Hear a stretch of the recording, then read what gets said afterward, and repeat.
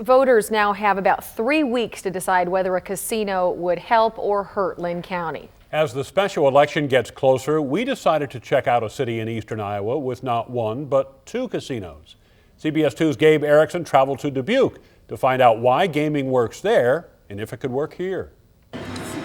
It is the land of chips and money. And Diamond Joe's Casino in Dubuque is where people go for a slice of that pie. But when they want some real food, we've sold a lot of chocolate already. They head to Chocolaterie Stam downtown. Just one of the effects, Paula Teig says, of having a casino nearby. It's been very good to Dubuque. Paula says the casinos in Dubuque, Diamond Joe's and the Mystique, are successful for 2 reasons: great management and good location. No matter which side of the rail you fall on in terms of is it moral, is it ethical, in the same breath, it's still an economic boost to this town. Providing jobs and pulling spenders downtown. But perhaps the casino's biggest impact is what they give back. Just ask Dubuque Main Street's Dan LOBIANCO. We couldn't do the good work we do at Dubuque Main Street and downtown development, and the city couldn't do what they did without the influx. The casinos have given Dubuque Main Street alone more than $200,000 in the past 15 years. And they sponsor additional events and provide volunteers.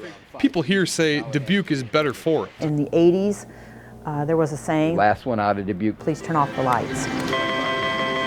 But thanks to the casinos here, Dubuque has kept the lights on and bright. It's given Dubuque the boost when it needed it. But the Just Say No folks say a casino is not the right boost for Cedar Rapids. Well, we're talking about Linn County. Dubuque can do whatever they want. A casino would be very bad for our community. Opponents are upset about the proposal for many reasons. One is that the casino would give the state-required 3% minimum back to the community. I don't think that any money that a casino gives back to a community will compensate for the negative effect that a casino would have on businesses and families and residents in that community. Second, they feel voters deserve to know where a casino would go. So we sat down with chief investor Steve Gray and asked him. If I could wave my magic wand to the point that you're asking, you know, if I think about it from a taxpayer perspective and the investment that we've made into the convention center and the hotel and the new amphitheater, you know, somewhere in proximity to all of those where it would be an easy commute or walk, so we could leverage that investment and minimize the risk to the city and the county and taxpayers, that would be a good thing. But at the same time, we've got to make sure that we understand, is there a willing seller and what are the site remediation costs? As for the 3% back to the community, or about $2.4 million,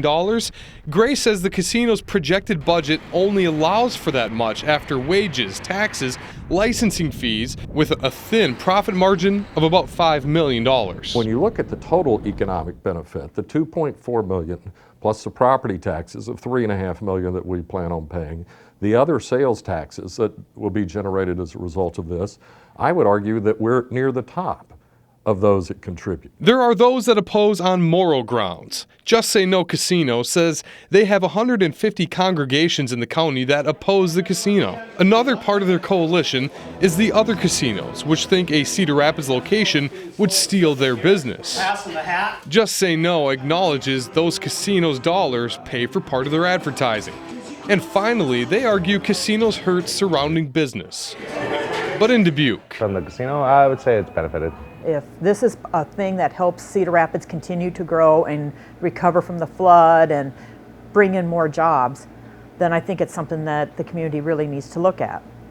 If it's something that they really truly feel is going to be a detriment to the culture of Cedar Rapids, maybe those folks need to take a look at the other side and vice versa. Paula offers this advice from her experience here. Change will happen in Cedar Rapids. Sometimes change is painful. Sometimes change is not the change we wanted. But at the end of the day, usually it turns out for the best. At least that's what's working in Dubuque. In Dubuque, Gabe Erickson, CBS 2 News.